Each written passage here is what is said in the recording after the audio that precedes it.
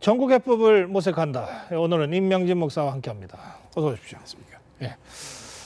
19대 국회 들어서 국회 선진화법 덕분인지 몸싸움도 없었고 농성하는 일도 별로 없었는데 이제 19대 국회 막바지에 이 새정치민주연합 의원들이 로텐도홀에서 지금 농성을 이어가고 있습니다. 네. 이 교과서 전국이 강대강 대치 국면으로 자꾸 치닫고 있는데 네. 목사님 이 상황을 어떻게 보시는지요? 이게 교과서 국정화 문제예요. 이게 사실은 따지고 보면 이렇게 큰 문제가 아니거든요. 네. 지금 여당도 마찬가지고 야당도 마찬가지고 국정화를 찬성하는 사람도 반대하는 사람도 현재 검인정 교과서의 내용에 문제가 있다. 이건 다들 대개 동의하는 것 같아요. 정도의 차이는 있지만 동의하는 것 같아요. 이제 문제는 방법론이거든요. 어떻게 고치느냐. 네. 고쳐야죠. 잘못된 게 있으면. 그런데 지금까지는 검인정으로 해왔고 야당에서는 검인정으로 하는 게 좋겠다. 그리고 또 국민들 가운데 국정화 반대하는 사람들은 검인정 좋다. 네. 그렇게 해서 고쳐나가자는 거고 지금 정부 여당은 국정화해야 된다는 거 아니겠습니까? 이 방법론이거든요. 네. 이거는 사실은 이 민주주의 국가에서 찬반이 있는 거고 서로 주장이 다를 수가 있는 거니까 네. 이거를 모여서 그럼 어떻게 하는 것이 좋은 교과서를 만들어내느냐. 충분하게 여야가 앉아서 얘기를 하고 논의를 할 수 있는 일인데 이렇게 크게 싸움을 안 해도 되는 일인데 네. 이게 그냥 이 방법론 가지고 본질적인 문제도 아니에요. 네. 교과서는 제대로 잘 만든다는 건 누구든지 동의하는 건데 네.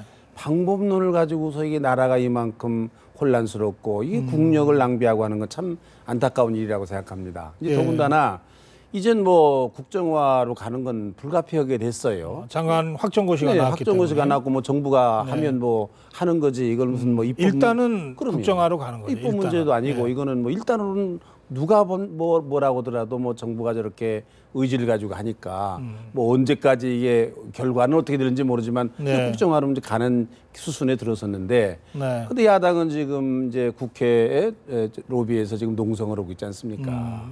이 참 안타까운 일인데 언제까지나 이 농성을 할 건가? 수습을 해야 되는 거거든요, 지금. 그런데요. 문재인 대표가 오늘 국민 불복종 운동을 국민들에게 호소하는 기자회견을 했거든요. 네. 그건 어떻게 보십니까? 그러니까 이제 첫째로는 이제 김무성 대표나 원유철 원내 대표가 민생에 집중하자. 그 말도 지금 참 이게 국민들이 듣기에 이제 민망해요. 아니 민생을 그렇게 중요하게 생각하는 사람들이 국정교과서 문제 때문에 평지풍파를 일으켜요. 그러면서 지금 민생하자. 그게 참 국민들 보기에 또 야당이 들 때 그게 어떻게 생각했습니까? 진정성 있는 얘기냐. 진정성 있는 얘기냐. 정말로 민생을 걱정해서 그러느냐. 민생 걱정하면 진작에 이런 평지풍파 일으키지 말고 잘하지. 이제서 민생하자. 그런 면이 있어요. 그렇다고 그래가지고 지금 야당이 지금 국정을 팽개치고 지금 농성하는 거 나는 저것도 어떻게 하려고 저러는가. 더군다나 지금 예산심의잖아요. 딴 때도 아니고. 예, 그렇습니다. 예산심의라는데 이 예산이라는 게 얼마나 중요합니까? 지금 우리 국민들 가운데 얼마나 많은 사람들이 지금 어려움을 겪고 있는데 이거 내년 예산을 잘 짜야 꼼꼼하게 들여다보고 잘 짜야 이게 내년에 어떻든 경기도 좀 회복이 되고 국민들의 삶이 좀 좋아질 거 아닙니까? 근데 야당이 저러고 앉았으니 야당이 또 저러니 국회 여당에서도 혼자 들어가서 좀 못하는 거 아닙니까? 더군다나 이게 중요한 거는 야당이 농성은 했는데 무슨 명분을 가지고 풀 거냐 이게 사실은 야당도 들어가고 싶을 겁니다. 예산 문제 때문에 내년에 지역구 예산도 좀 챙겨야 되고 선거도 나가오고 그런데 이게 어떻게 들어갈 거냐라는 아주 중요한 그런 지금 고민이 사실은 여당보다도 야당에게 난 더 있다고 보는 거예요. 그런데요, 이 목사님도 민주화운동 과정에서 좀 고초도 겪었었지만 이 국민 불복종 운동 그러니까 이게 독립운동할 때나 민주화운동할 때 많이 우리가 했던 이야기 나왔던 이런 얘기들인데 말이죠. 저는 그래서 야당이 이 두 가지를 잘 생각했다고 생각합니다. 명분을 찾아서 빨리 들어가야 돼요. 그다음에 좀 들어가긴 들어가야죠. 들어가야 되고 반대하는 거는 또 다른 형태로 반대를 해야 된다. 저렇게 국회 로비에 저렇게 앉아있는 거는 저건 안 된다. 좀 하루 이틀은 모르지만 저 언제까지 저럴 거냐. 문재인 대표가 국민 불복종 운동을 얘기를 했는데 저는 그 얘기를 들으면서 저건 좀 너무 나간 얘기다. 무얼 불복종하라는 얘기냐. 뭘 불복종하라는 얘기냐? 이것도 참 납득할 수가 없고 옛날에 이 국정에 어려운 일이 있었을 때 야당은 어떻게 했는가? 사퇴했어요. 의원직 사퇴. 아, 예. 예? 자기들이 도저히 용납할 수 없는 그럼요. 상황이 벌어졌을 때. 자기들이 무슨 희생을 국민들 보고 어떻게 하라는 얘기 한 적은 내가 없는 거, 그런 기억은 없고 자기들이 희생을 했어요. 예. 그렇다고 뭐 내가 문재인 대표 지금 뭐 야당 국회의원들이 다 사퇴해라, 사표해라 그 얘기는 아니지만 네. 그래도 국민들이 볼 때 아니 자기들은 무슨 뭔가 좀 이런 중대한 국면에 희생하는 면도 좀 보이고 무슨 결단하는 모습도 좀 보여야지 국민들 보고 불복종 운동하라. 저건 설득력이 없는 얘기다. 그러니까 최소한도 지금쯤은 문재인 대표가 이렇게 이 교과서 국정화 문제 때문에 책임을 느끼면 내가 이걸 막지 못한 야당 총재로서 사표내겠다. 예.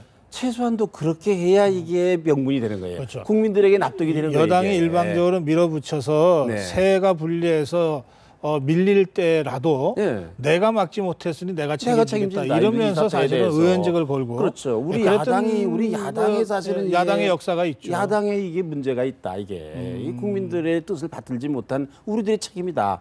뭐 국회의원도 몇 개월 안 남았는데 뭐 그렇게 하면 또 나라가 혼란스러우니까 안 되지만 알겠습니다. 최소한도 문재인 대표가 지금 시기야말로 대표를 사퇴를 하고 그리고 국회에 들어가야 된다고. 그런데요, 이 문재인 대표가 국민 불복종 운동을 호소했는데 국민들한테 이 안철수 의원은 당이 전면에 너무 나서 주장하면 오름에도 불구하고 정쟁화돼서 문제를 푸는데 좋은 방법은 아니라고 본다. 네. 진단과 처방이 모두 잘못됐다. 좀 결이 좀 많이 다르네요. 다르죠.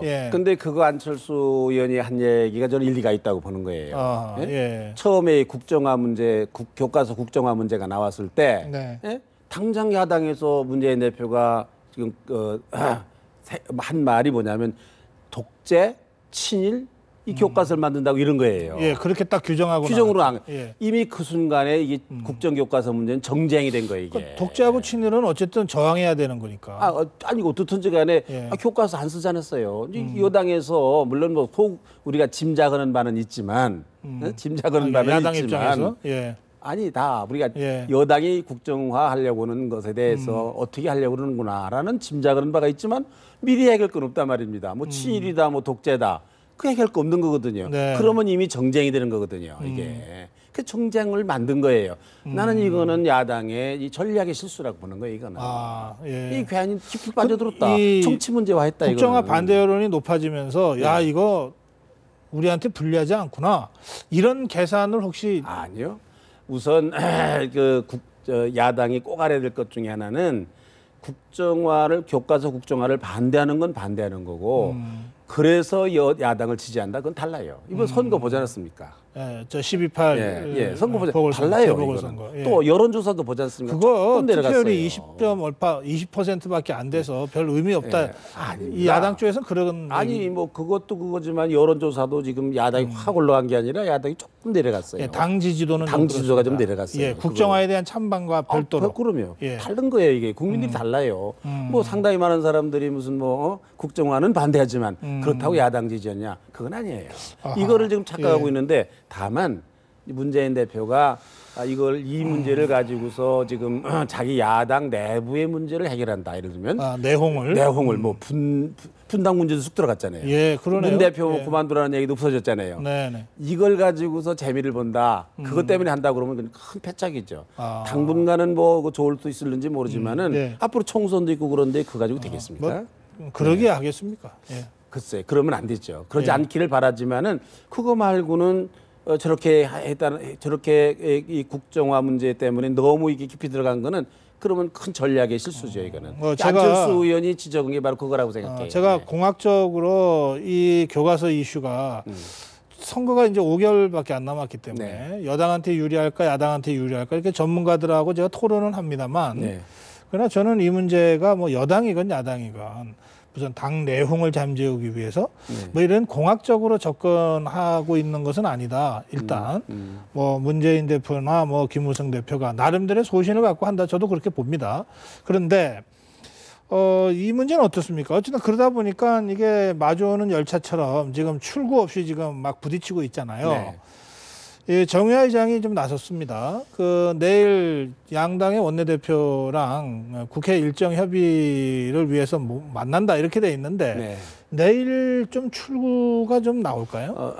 정의화 의장이 아주 적절하게 지금 행동에 나섰는데 네. 어떻든지 간에 지금 야당이 이제 뭐 속으로야 좀 뭐 예산 문제라든지 이런 것 때문에 예. 들어가야 되겠다고 생각하는 사람들이 있을 거란 말입니다. 뭐 지도부는 모를지 모르지만. 아니 사실 새정치연합 쪽에서 지금 이제 농성하잖아요. 럭텐돌. 농성을 장기전으로 끌고 가야 한다는 사람은 한 명도 없다. 당내 분위기를 이렇게 전하고 있어요. 그래요. 그러면은 아주 핑계 김에 잘 됐죠. 정의화 의장이 들어가자. 그러면 그러니까 못 이기는 척하고 끌려 들어가야지. 무슨 다른 뭐가 있겠어요.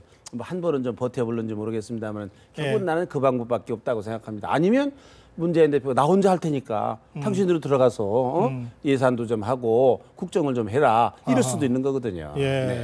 그러나 저렇게 무작정 저렇게 농성하는 거는 저건 안 좋아요. 그러니까 보통은 이 상황 이런 식으로 대치가 되면 여당에서 좀 일부 양보하면서 명분도 세워주고 테러도 열어주는 건데 지금은 이 새누리당이 지금 이 국정화 문제라고 하는 것 속에서는 어떻게 좀 물러설 방법이 없는 것 같아요. 이거 여당이죠. 여당 대표들이 지금 말을 좀 조심해야 돼요. 지금 그러잖아. 화가 잔뜩 났는데 뭐 이런저런 말로 무슨 뭐 민생 파탄 정당이냐 뭐 이런 얘기 자극적인 얘기를 하면 얼마나 약이 오르겠습니까? 그래가지고 돼요. 지금쯤은 그런 이거는 또 나중에 좀 더 얘기를 하고 식판 일부터 좀 하자든지 같이 좀 더 얘기를 해서 좀 좋은 방안을 찾아본다든지 이렇게 해서 끌어들여야지 이게 여당이지 말이에요. 알겠습니다. 아니 살살 약이 나오려고 그거 되겠어요? 그 말이야? 알겠습니다. 어른 형님답지 못하게. 뭐 교과서 문제 때문에 사실은 양당에 모두 중요한 일들이 있는데 제대로 짚지 못하고 지금 지나가고 있는데요. 오늘은 한두 가지만 좀 짚어주시죠. 아까 안철수 의원 얘기 잠깐 하셨잖아요. 뭔가 이게 안철수 의원도 대권 주자니까요. 최근의 행보 조금 의미 있게 보십니까? 그러니까 지금 뭐 대구에 가서 당 대표가 성명서를 낸 똑같은 날 대구에 가서 또 박영선 의원하고 뭐 또 성명서 냈다는 거 아닙니까? 근데 성명서라는 거 뭐 개인적으로 기자들이 물어보면 대답할 수는 있지만 성명서라는 형태로 자기 의견을 대표와 달리 뭐 내용이 같을지 모르지만 성명서를 냈다. 이 얘기는 뭐 나도 그 많은 사람이라는 거를 은연중에 나타내는 거 아니겠습니까? 그러네요. 그러니까 지금 아마 이 교과서 전국 때문에 조금 뭐 속내를 표현하기가 불편할는지 모르지만 이게 결국은 이게 없었으면 상당히 이거를 노골적으로 조금 표면화되지 않았을까 그런 기미가 보이잖아요. 지금. 그 점에서는 결과적으로 이 교과서 전국이 문재인 대표가 당을 어쨌든 통할에 나가는데 좀 도움은 된다. 결과적으로. 그렇죠. 그러니까 그런 의도는 아니었을지 몰라도. 교과서 전국이 아니면 벌써 지금 이게 야당 내에 새정치민주연합안에 여러 가지 그런 분열이 있을 수 있었다 이렇게 보는 거죠. 손학규 고문 얘기가 어제 그제 많이 나옵니다. 외국에 가서 강연하면서 박근혜 정부의 대북 정책을 좀 비판했고 또 돌아오는 길에는 또 교과서에 대한 언급도 했습니다. 그냥 정치 복귀해서 그냥 정치하면 될 것 같은데 여전히 정치 복귀는 뭐 꿈도 안 꾸고 있다 그러면서 이렇게 하네요. 어떻게 보세요? 정치가 어디까지가 정치고 어디까지가 아닌지 불분명하잖아요. 본인이 정계 은퇴를 공식적으로 선언을 했기 때문에. 그래도 뭐 정치하던 사람이 정치 얘기하면 정치죠 뭐. 그런가요? 뭐가 있겠습니까? 그럼 정계 은퇴가 무슨 의미가 있어요? 글쎄요. 그건 뭐 정계 은퇴라는 게 옛날부터. 제가 너무 형식적으로 따지면. 옛날부터 뭐 정계 은퇴한다고 또 나중에 대통령까지 되신 분들도 많고 우리가 역시 그걸 많이 봤으니까. 저는 뭐 정계 은퇴라는 거는 뭐 그것도 뭐 하나의 고도의 정치적인 행위다 이렇게 정계 은퇴 자체가 그렇게 보는 거고 너무 정치적으로 보시는 거 아닙니까 이거? 아니 정치인이 정치를 하는 거니까 정치적으로 보는 거죠. 하여튼 알겠습니다. 그럼 뭐 곧 복귀합니까? 글쎄 아마 시기를 보겠죠. 언제쯤일지 시기를 보는데 이제 본인으로는 뭐 백마 타고 내려오고 싶겠죠. 누가 가가지고 좀 내려와라. 그것도 필요해요. 사실 지금쯤. 뭐 문재인 대표나 이런 분들이 지금 가서 좀 같이 하자 이러고 좀 데리고 와야지 내려오게 해야지. 그건 뭘 좀 그럽니까? 그렇게 해서 이 잠재적 경쟁자라고 생각해서 그런 거 아닐까요? 경쟁을 할 때는 경쟁하더라도 지금 당장 이 야권이 너무 약하잖아요. 이게. 문재인 대표가 자기 밑에다 다 두려고 그러지 말고 지금은 그런 시기가 아니에요. 네. 혼자 저러면은요, 저거 총선도 장담하지 못해요.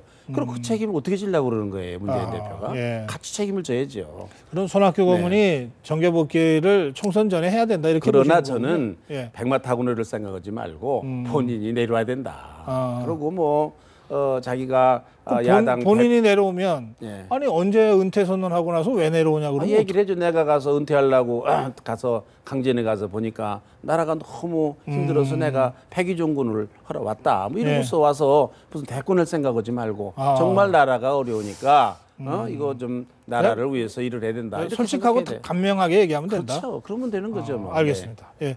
오늘 여기까지 하겠습니다. 고맙습니다.